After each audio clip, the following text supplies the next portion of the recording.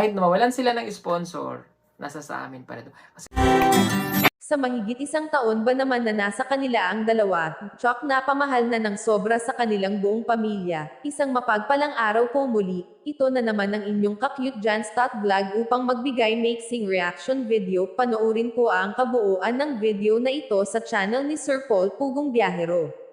Naghayag na si Sir Paul tungkol sa mga sponsor ni na Mylene at Ninite na hindi na daw umano nagpaparamdam ang mga ito, ngunit anya, hindi naman daw big deal ito dahil hindi nila bibitawan ang naturang dalawang scholar dahil napamahal na sa kanila at kapamilya na nila kung halimbawang tuluyan ng bitawan ng kanilang mga sponsor. Bagay naman na nauunawaan ni Sir Paul dahil malaki ang bahagi nila sa pagbago ng buhay nila lalo na kay Mylene, na ilayo sa agarang pag-aasawa sana.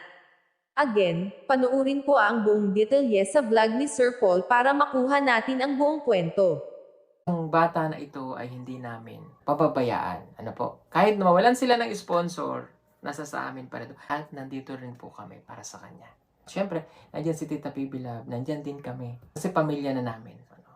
Hindi namin sila pababayaan. Hindi namin yun ipagkakait sa kanila yung edukasyon. Ayan. Basta nandito lang po kami palagi.